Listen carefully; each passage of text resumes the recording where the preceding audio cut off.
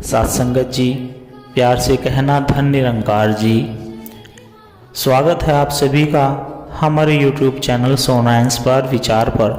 इस वीडियो की शुरुआत करने से पहले दास आपसे हाथ जोड़कर एक भावपूर्ण निवेदन करना चाहता है। हमारा उद्देश्य आपके जीवन में सकारात्मक शांति और प्रेरणा का संचार करना है। हर रोज हम आपके लिए एक नई प्रेरणादायक वीडियो लाते हैं। इन वीडियो के माध्यम से हम आपके जीवन में आत्मविश्वास, शांति और प्रेम का संदेश पहुंचाना चाहते हैं। आपसे निवेदन है, कृपया हमारे चैनल को सब्सक्राइब करें और नोटिफिकेशन को ऑन करना न भूलें, जिससे कि आप किसी भी अनमोल साखी, सत्संग या संदेश से वंचित न रहे। आज की हमारी कहानी का विषय है सत्संग और प्रवचन में क्या अंतर होता है। सत्संगत जी, आइए जानते हैं इस सत्संग विचार के माध्यम से। सत्संगत जी, सत्संग और प्रवचन दोनों ही आध्यात्मिक और धार्मिक शिक्षाओं से जुड़े होते हैं, लेकिन इन दोनों के बीच कई महत्वपूर्ण अंतर होते हैं। यह अंतर इनकी प्रकृति, उद्देश्य, प्रक्रिया और प्रभाव के आधार पर देखा जा सकता है। सत्संगत जी, आइए इन दोनों अवधारणाओं को विस्तार से समझाते हैं। सत्संगत जी, सत्संग क्या है? सत्संग शब्द दो भागों से मिलकर बना है। सत, जिसका अर्थ है सत्य या परमात्मा, और संग, जिसका अर्थ है संगति या साथ रहना। इस प्रकार सत्संग का अर्थ सत्य की संगति में रहना या ईश्वर, भक्तों और ज्ञानियों के साथ समय बिताना। सत्संग के मुख्य तत्व: संतों और ज्ञानी व्यक्तियों की संगति। इसमें महान संतों, गुरुओं या विद्वानों के साथ बैठकर उनकी बातें सुनना और उनके विचारों को आत्मसात करना शामिल होता है। भजन, कीर्तन और मंत्र जाप। सत्संग के दौरान भक्ति भाव से भजन, कीर्तन और मंत्र जाप किया जाता है, जिसे मन को शांति मिलती है। शास्त्रों का अध्ययन और उनकी व्याख्या। इसमें गीता, रामायण, उपनिषद, वेद, गुरु ग्रंथ साहिब आदि धार्मिक ग्रंथों के श्लोकों, दोहों और शिक्षाओं का अध्ययन और चर्चा की जाती है। आत्मचिंतन और ध्यान। सत्संग के दौरान आत्मचिंतन और ध्यान का अभ्यास किया जाता है, जिससे व्यक्ति आंतरिक शांति और आत्म साक्षात्कार की ओर बढ़ता है। सदाचार और नैतिकता की शिक्षा। सत्संग का एक मुख्य उद्देश्य लोगों को सच्चाई, प्रेम, करुणा और ईमानदारी का पालन करने की प्रेरणा देना होता है। सत्संग के लाभ: मानसिक शांति और आध्यात्मिक उन्नति होती है। सत्संग से जीवन के सच्चे उद्देश्य को समझने में सहायता मिलती है। सत्संग से बुरी संगति और बुरे विचारों से दूर रहने में मदद मिलती है। सत्संग सकारात्मक ऊर्जा और अच्छे कर्मों की प्रेरणा देता है। सत्संग से व्यक्ति के भीतर प्रेम, करुणा और सहिष्णुता का विकास होता है। प्रवचन क्या है? प्रवचन का अर्थ है किसी धार्मिक, नैतिक या दार्शनिक विषय पर वक्तव्य या भाषण देना। यह किसी संत, गुरु, विद्वान या धर्मोपदेशक द्वारा किया जाता है, जो धर्म ग्रंथों की शिक्षाओं को सरल और प्रभावशाली तरीके से प्रस्तुत करता है। सत्संग के प्रवचन के मुख्य तत्व: एक व्यक्ति का बोलना और दूसरे का सुनना। प्रवचन के दौरान प्रवचन में आमतौर पर एक वक्ता होता है, जो किसी धार्मिक या नैतिक विषय पर विस्तार से चर्चा करता है और श्रोता केवल सुनते हैं। धार्मिक ग्रंथों की व्याख्या।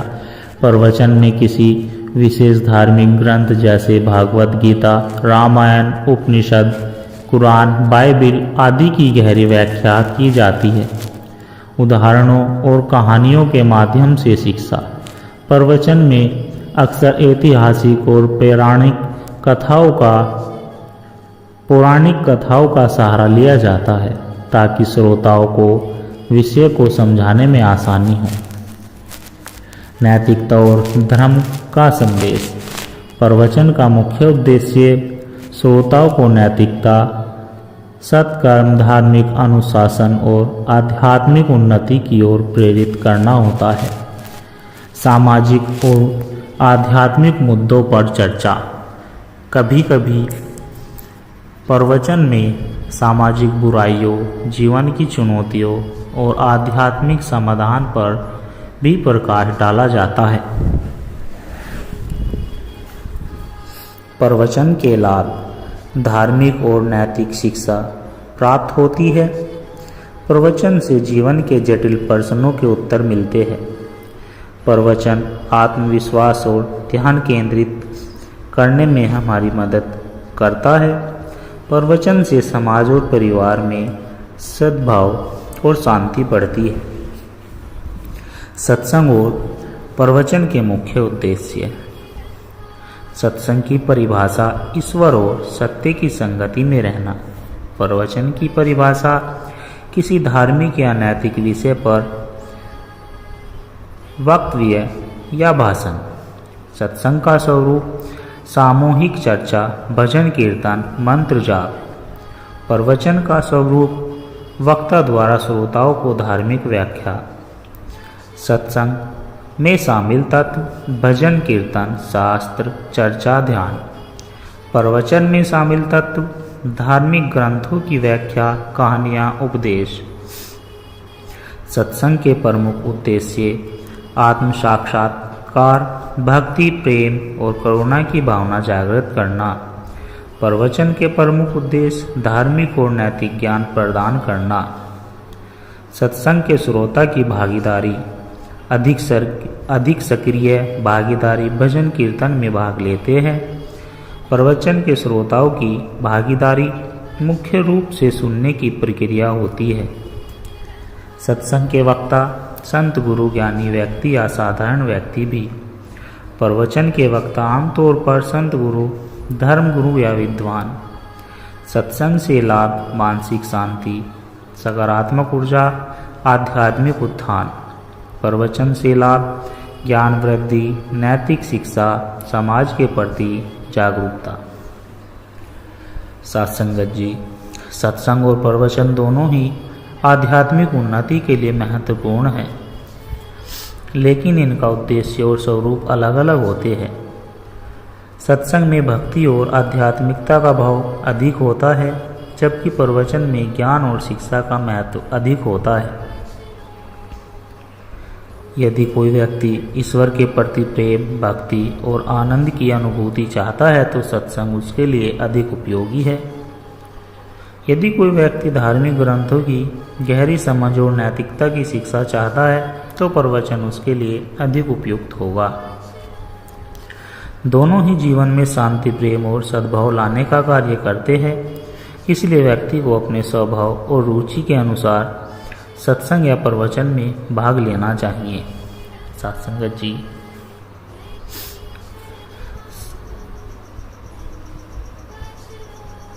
रामू और श्यामू की आध्यात्मिक यात्रा। गांव के किनारे बसे एक छोटे से कस्बे में रामू और श्यामू नाम के दो मित्र रहते थे। दोनों बहुत ही जिज्ञासु स्वभाव के थे और ईश्वर, जीवन और आध्यात्म के बारे में अधिक जानना चाहते थे। एक दिन उन्होंने तय किया कि वे अपने जीवन की दिशा को सही मार्ग पर ले जाने के लिए किसी ज्ञानी संत से मार्गदर्शन लेंगे। रामू और श्यामू को पता चला कि पास के गांव में एक प्रसिद्ध संत का प्रवचन होने वाला है। वे दोनों उत्साह के साथ वहां पहुंचे। संत जी एक ऊंचे मंच पर बैठे थे और हजारों की भीड़ उन्हें सुनने आई थी। संत ने भागवत गीता के श्लोकों की व्याख्या की और जीवन के नैतिक मूल्यों पर प्रकाश डाला। उन्होंने बताया कि क्रोध, लोभ और मोह मनुष्य को बंधनों में बांधते हैं और किस प्रकार इनमें से मुक्त होकर व्यक्ति आध्यात्मिक उन्नति कर सकता है। संत जी ने कई रोचक कथाओं और उपदेशों के माध्यम से धर्म और कर्तव्य को समझाया। रामू और श्यामू ने ध्यानपूर्वक प्रवचन सुना और इससे प्रेरित होकर उन्होंने निश्चय किया कि वे अपने जीवन में अच्छे कर्म करेंगे और बुरी आदतों से दूर रहेंगे। प्रवचन से उन्हें ज्ञान की प्राप्ति हुई, लेकिन इसे अपने जीवन में उतारने के लिए उन्हें और गहरी अनुभूति की आवश्यकता महसूस हुई। कुछ दिनों बाद गांव में एक सत्संग का आयोजन हुआ, जिसमें एक संत और उनके अनुयायी भजन कीर्तन और आध्यात्मिक चर्चा करने वाले थे। रामू और श्यामू वहां पहुंचे। सत्संग में कोई ऊंचा मंच नहीं था। सभी लोग संत के चारों ओर जमीन पर बैठे थे। भजन कीर्तन की ध्वनि से वातावरण भक्तिमय हो गया। धीरे धीरे सब लोग भक्ति में लीन हो गए। संत ने भक्ति और प्रेम की महिमा बताई और सभी से आग्रह किया कि वे अपने भीतर प्रेम, दया और करुणा का भाव जागृत करें। संत ने कहा, ज्ञान को केवल सुनने से नहीं बल्कि उसे जीने से जीवन में परिवर्तन आता है। जब तुम ईश्वर के नाम का गुणगान करते हो, सच्चे हृदय से ध्यान करते हो, तो वह ज्ञान तुम्हारे हृदय में स्थायी रूप से बस जाता है। रामू और श्यामू ने भजन गाए, संतों के साथ चर्चा की और ध्यान भी किया। इस पूरी प्रक्रिया में उन्होंने शांति, प्रेम और आनंद का अनुभव किया जो प्रवचन में नहीं मिला था। रामू और श्यामू को सत्संग और प्रवचन में अंतर की समझ इस प्रकार हुई।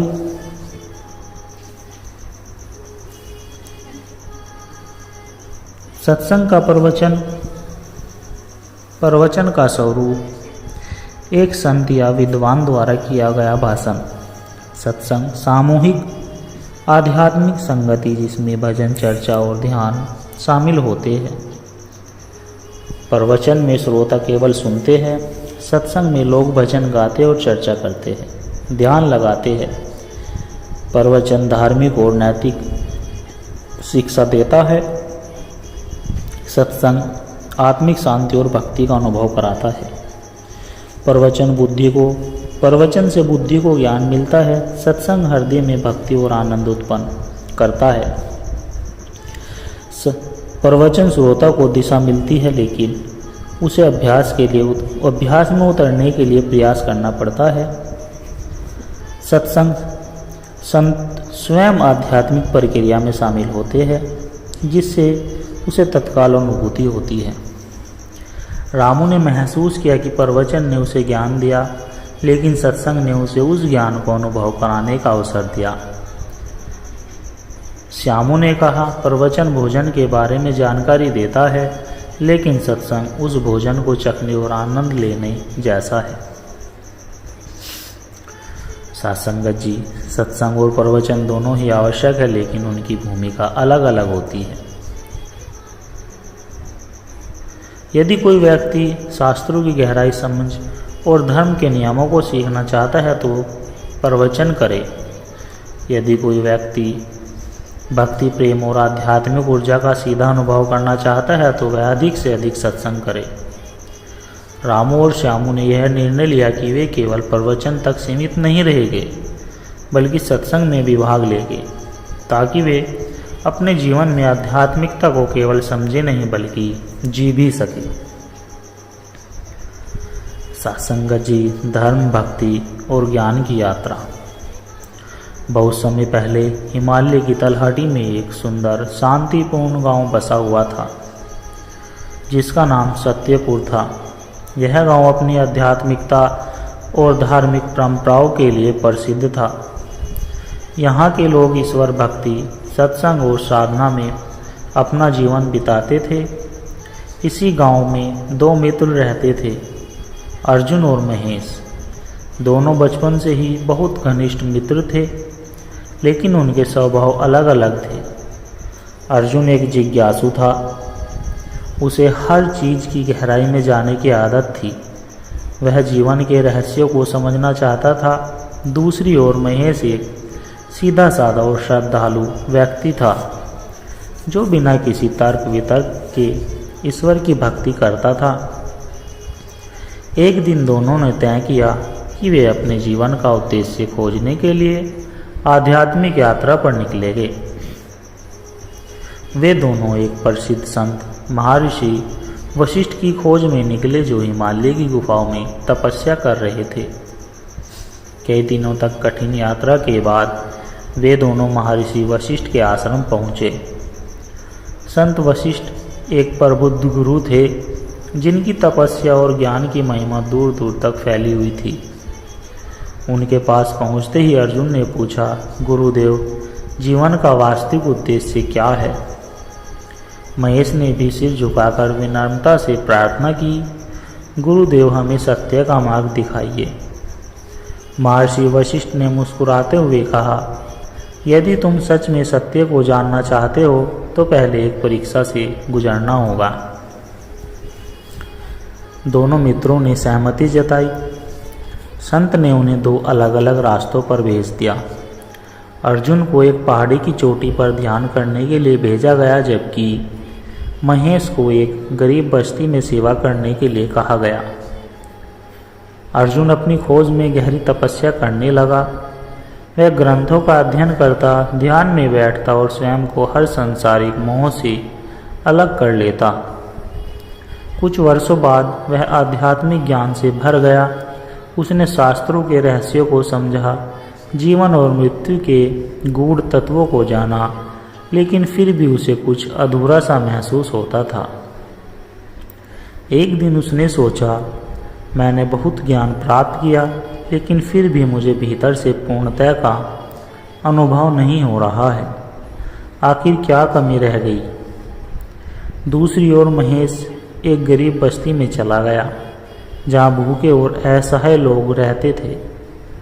उसने निस्वार्थ भाव से उनकी सेवा की, बीमारों की देखभाल की, भूखों को भोजन कराया और ज़रूरतमंदों की सहायता की।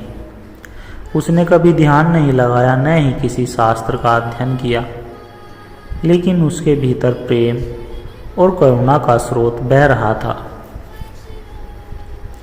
कुछ वर्षों के बाद जब महेश ने महसूस किया कि उसकी सेवा ही उसका धर्म है, तभी संत वशिष्ठ का एक संदेश आया, जो संदेश था कि अब वापस लौटो।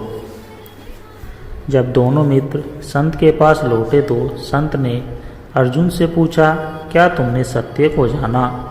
अर्जुन ने कहा, गुरुदेव, मैंने बहुत कुछ जाना, लेकिन अब भी मुझे अधूरा महसूस होता है। फिर संत ने महेश से पूछा, तुम्हारा अनुभव कैसा रहा? महेश ने सिर झुकाकर उत्तर दिया, गुरुदेव, मैंने शास्त्रों का अध्ययन नहीं किया, न ही गहरी तपस्या की, लेकिन जब भी मैं किसी भूखे को भोजन कराता था, किसी दुखी के आंसू पहुँचता था, तो मुझे ईश्वर के दर्शन होते थे। संत मुस्कुराए और कहा, यही जीवन का सत्य है। केवल ज्ञान प्राप्त करना ही पर्याप्त नहीं है। जब तक वह जीवन में अनुभव न किया जाए, भक्ति और सेवा बिना ज्ञान अधूरा है, और ज्ञान बिना प्रेम के सुख होते हैं। अर्जुन और महेश दोनों ने सिर झुकाकर गुरु के चरणों में प्रणाम किया। उस दिन अर्जुन को समझ आया कि केवल शास्त्र पढ़ने से ज्ञान नहीं मिलता, बल्कि उसे जीवन अनुभव करने से ही पूर्णता आती है। और महेश को यह एहसास हुआ कि उसकी सेवा ही उसकी पूजा थी। सासंगत जी, इस कथा से हमें यह सीखने को मिलता है कि केवल ज्ञान प्राप्त करना ही पर्याप्त नहीं है, जब तक उसे अनुभव न किया जाए। भक्ति और सेवा भी ज्ञान के समान महत्वपूर्ण है। सच्ची आध्यात्मिकता वही है जो हृदय में प्रेम, करुणा और निस्वार्थ सेवा का भाव पैदा करे। ईश्वर केवल मंदिरों और ग्रंथों में नहीं, बल्कि हर जीव में बसते हैं। महर्षि वशिष्ठ के इस संदेश को समझने के बाद अर्जुन और महेश अपने गांव लौट गए और उन्होंने अपने जीवन को अपने जीवन को ज्ञान, भक्ति और सेवा के समर्पण में लगा दिया। सत्यपुर गांव में आज भी उनकी कहानियाँ गूंजती हैं और जो भी इस कथा को सुनता है वह अपने जीवन के उद्देश्य की ओर एक और कदम बढ़ा देता है। सत्संगत जी, प्रेम, भक्ति और समर्पण की शक्ति। बहुत समय पहले एक छोटे से गांव में राधा नाम की एक साधारण लेकिन अत्यंत भक्तिमय स्त्री रहती थी। उसका हृदय भगवान श्री कृष्ण के प्रेम से भरा हुआ था। वह दिन रात उनकी भक्ति में लीन रहती, कभी भजन गाती तो कभी मंदिर में दीप जलाती। गांव के लोग उसे प्रेम से कृष्णमयी कहते थे क्योंकि उसके हृदय में केवल श्री कृष्ण ही बसते थे। एक दिन गांव में एक प्रसिद्ध संत आए। उन्होंने सत्संग में कहा, सच्ची भक्ति वही है जिसमें प्रेम और समर्पण इतना गहरा हो कि भक्त और भगवान में कोई भेद ना रहे। राधा ने जब यह सुना तो उसका मन और भी कृष्णमय हो गया। वह अपने घर लौटकर पहले से भी अधिक कृष्ण भक्ति में डूब गई। लेकिन भगवान अपने प्रिय भक्तों की परीक्षा अवश्य लेते हैं। कुछ समय बाद गांव में एक भीषण अकाल पड़ा। खेत सूख गए, तालाब खाली हो गए और गांव के लोग भूख प्यास से बेहाल हो गए। भोजन और जल की भारी कमी हो गई। एक दिन एक भूखा साधु राधा के घर आया और बोला, माँ, बहुत भूखा हूँ, कुछ भोजन मिलेगा क्या? राधा ने देखा कि घर में केवल एक रोटी बची थी जो उसने स्वयं भी नहीं खाई थी, लेकिन बिना कुछ सोचे समझे उसने वह आखिरी रोटी साधु को दे दी। साधु ने प्रसन्न होकर कहा, बेटी, तेरा हृदय बहुत विशाल है, भगवान तुझसे अत्यंत प्रसन्न हो गए। राधा मुस्कुराई और बोली, महाराज, मैं कुछ भी नहीं करूं, वह सब श्री कृष्ण का ही है। यह रोटी भी उन्हीं की थी, मैंने केवल उन्हें लौटा दिया। साधु से आशीर्वाद देकर चला गया। अगले दिन गांव में एक चमत्कार हुआ। जहां राधा ने साधु को रोटी दी थी वहीं एक जल का स्रोत फूट पड़ा। धीरे धीरे वह स्रोत एक मीठे जल के कुएं में बदल गया। इस जल से पूरे गांव की प्यास बुझ गई। न केवल जल मिला बल्कि खेतों को भी पानी मिलने लगा, जिससे अन्न उपजने लगा। गांव के लोग यह देखकर चकित रह गए। वे समझ गए कि यह सब राधा की निस्वार्थ भक्ति का फल था। सभी उसके पास आए और बोले, तू सच में कृष्णमयी है, तेरी भक्ति ने पूरे गांव को बचा लिया। राधा ने प्रेम से कहा, भक्त को कभी अपनी चिंता नहीं करनी चाहिए। जब हम सच्चे प्रेम से भगवान का नाम लेते हैं और दूसरों की सेवा करते हैं तो वह स्वयं हमारे सारे कष्ट हर लेते हैं। भक्ति का अर्थ केवल ध्यान और भजन नहीं बल्कि प्रेम और सेवा भी है। उस दिन से गांव के लोग पहले से अधिक प्रेम और भक्ति के मार्ग पर चलने लगे। राधा की यह सखी पूरे क्षेत्र में प्रसिद्ध हो गई और लोग उसकी भक्ति को आदर्श मानकर भगवान श्री कृष्ण की आराधना करने लगे। सत्संगत जी, यह साखी हमें सिखाती है कि सच्ची भक्ति केवल मंदिरों और मूर्तियों तक सीमित नहीं होती बल्कि वह तब तक प्रकट होती है जब हम निस्वार्थ प्रेम और सेवा करते हैं। भगवान अपने भक्तों की परीक्षा लेते हैं, लेकिन जो प्रेम और विश्वास में अडिग रहते हैं उन्हें उनका आशीर्वाद अवश्य प्राप्त होता है। प्रेम ही सच्ची भक्ति है और सेवा ही सबसे बड़ा यज्ञ है। सत्संगत जी, आप जी को दास के द्वारा कहे गए सत्संग विचार, आध्यात्मिक कहानी विचार अगर पसंद आए हो तो वीडियो को लाइक करें और कमेंट बॉक्स में अपनी राय ज़रूर दें और हमारे चैनल को सब्सक्राइब करें। और दास एक अरदास आप जी के चरणों में करेगा कि दास को आशीर्वाद दे कि आप जी के चरणों में हर रोज़ ऐसे ही आध्यात्मिक कहानी विचार, सत्संग विचार लेकर आता रहे। सत्संगत जी, प्यार से कहना, धन निरंकार जी।